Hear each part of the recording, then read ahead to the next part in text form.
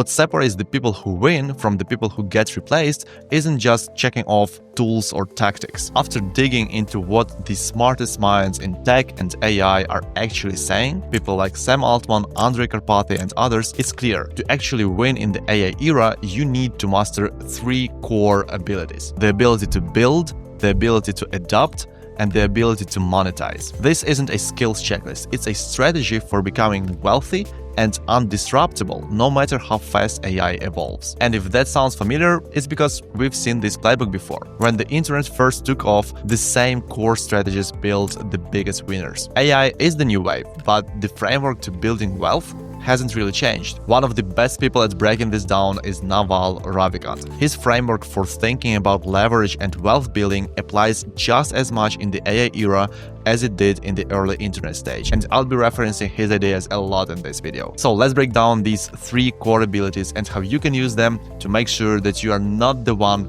getting left behind. The first one is the ability to build. Let's bring in Andrej Karpathy, one of the most respected minds in AI, former head of AI at Tesla, OpenAI founding team, and now also a great educator. In his recent talk, Software is Changing Again, Karpathy breaks down why the core AI skill isn't just coding, it's software fluency across all paradigms. Software 1.0, Software 2.0, and Software 3.0. Software 1.0, this is the classic way we learned to program. A human writes explicit code in Python, JavaScript, C++, you name it, and you're telling the computer step by step exactly what to do. Software 2.0, here things started to change. Instead of giving the computer all the rules, you train the neural network with tons of data. You're not hand coding everything. You are building datasets, tuning parameters, and letting the system learn the logic itself. And Software 3.0, this is the big leap we are living through right now. Neural networks are no longer just black boxes that spit out predictions. They are programmable in real time with prompts. Now you can literally program a large language model by just talking to it in English. For example, instead of writing hundreds of lines of Python to do sentiment analysis or training a model from scratch, you can just prompt a language model, classify the sentiment of this text, and the prompt itself is the program. And from my own experience running an AI agency, I'd also add that no-code AI automation tools do make a difference. I see a lot of traditional developers, even those using coding copilots like Cursor, they still approach everything from a code-first mindset. And that was the case for our agency as well. They end up building complex systems from scratch, even when there are tools now that can do most of the heavy lifting for you. So if you understand both the basics of coding and how to use no-code platforms like n8n or other agent building tools, you can save a lot of time and cost. Your projects get built, tested, and improved much faster, and your unit economics look a lot better. According to Andrej Karpathy, in 2026, being a real builder means you need to be fluent across all 3. Writing traditional code when you need full control, training or fine-tuning neural networks when you need a system to learn from data, and most importantly, knowing how to program with prompts, because that's becoming the programming language of the future, and it's all in English. So it's about understanding when to write explicit code, when to drag and drop some nodes in n8n or Mac.com, and when to just prompt an LLM to do the work for you. That's actually the core of what we do inside our community. Our goal isn't to turn you into a hardcore backend developer or make you memorize every JavaScript function. Instead, we give you the 20% of the technical skill set that unlocks 80% of your practical understanding. You will not just know the basics. You'll actually know when to use classic code, when to use no-code automation, and when to just prompt an AI model to let it work for you. So we fill your gaps in Software 1.0, but even more importantly, we help you see the whole map so that you can become truly adaptable in this new era. We've had over 100 students level up with us. You don't need any technical background to start. The program runs for 8 weeks, it's hands-on, and we've just opened up more spots.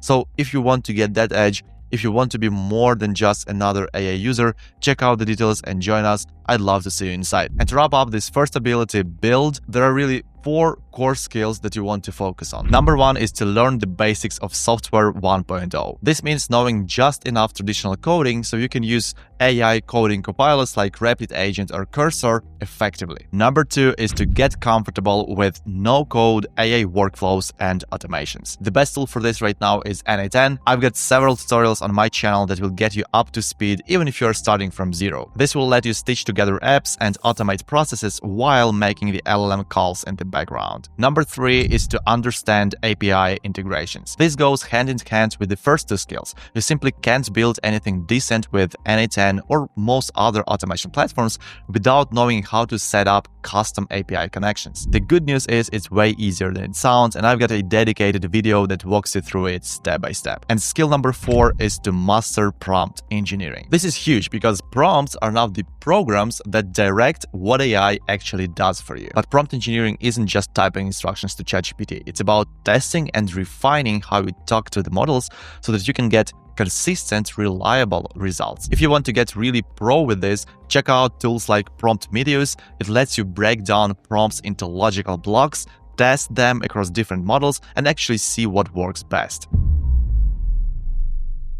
The second ability is to adapt. AI is evolving way faster than you can finish a course on it. According to OpenAI's Sam Altman and Anthropic's Dario Amodei, AI is writing more than half of the code in top tech companies already, and by 2026, 90% of routine code could be fully automated. So your real advantage, it's not the stack you use, it's your ability to learn new tools fast. What do you think kids should be studying these days? Resilience, adaptability, a high rate of learning, creativity, certainly familiarity with the tools.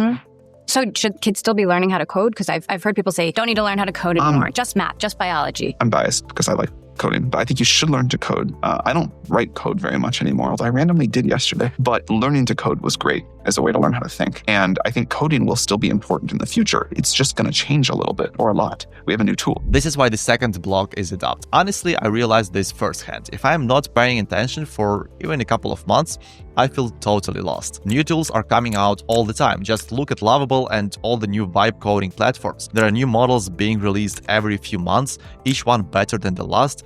On top of that, new features keep getting added. Things like built-in web search, deep research, now also native agent, all sorts of enhancement that you can use right out of the box with ChatGPT and also Claude or Gemini. So the only way to stay ahead is to get comfortable with constant change and keep experimenting as new capabilities show up. Be the first one to try new AI tools, new frameworks, new automations. Yes, even the buggy ones, but that way you stay on the edge. Today, your real job is continuous upskilling.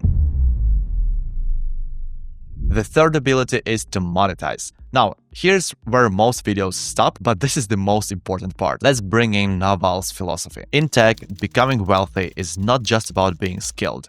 It's about leverage. That means first, obtain a specific knowledge or expertise. Second, become known for your expertise. Share what you learn. Start a YouTube channel, a blog, a podcast, or just post on LinkedIn. When you are known, you get inbound leads. People want to work with you, buy from you, and pay you for your knowledge or products. Then you leverage media. By creating content, whether it's videos, articles, or posts, that content keeps working for you while you sleep, bringing in new leads or sales without any extra effort. And the same logic applies to code as a leverage. When you build products or automation, it can be replicated and sold over and over again with almost zero additional cost each time. That's what makes software so scalable. You write it once and it can generate value for hundreds, thousands, or even millions of people all at the same time. The richest people in the AI era will be those who create products, services, or content that AI can scale. And here's something you really want to be smart about. Every time you commit to building something long-term, stop and ask yourself,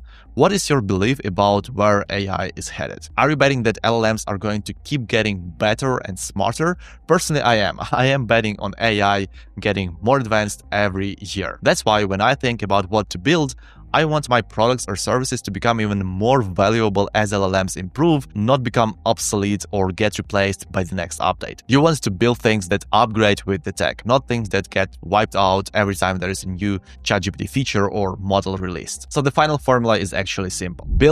Start by building your skills, then use those skills to create real products and a brand people recognize. Adapt, keep leveling up, learn faster than anyone else, stay curious, and never get stuck in one way of doing things. And monetize. Share what you know, create demand for your work, and scale, leveraging media, code, and community. And there is one more thing that separates those who win big from those who get replaced. Curiosity, agency, critical thinking. The people who get rich in 2026 will not be the best at copying prompts or automating a workflow. They'll be the ones who notice problems others ignore, who are curious, who take initiative, agency, and who go deep instead of just skimming the surface. So all the brightest minds are aligned on this. But I think the core curiosity and critical thinking are still going to be perhaps at a premium. AI is now the new electricity, the new internet. But your curiosity and sense of agency will be what makes you win. So let's recap. Don't just learn tools, master the strategy, build, adopt, monetize. Learn to work across all software paradigms, traditional code, no-code AI tools, and natural language prompting. Keep leveling up. Today's the winners are the fastest learners, not the ones who started earliest. Share what you know, leverage media, leverage code. Stay curious, and above all, go after real problems you care about. The AI revolution is not about replacing you. It is about promoting you if you step up. This really is the opportunity of a lifetime, and I invite you to join our community of AI adopters who are serious about leveraging it. Let's level up together. If you want to see more content like this, plus hands-on tutorials and real blueprints, make sure to hit subscribe. Also, let me know in the comments, what's the #1 skill or philosophy that's changed how you think about your future? I'll see you in the next one. Let's build something great.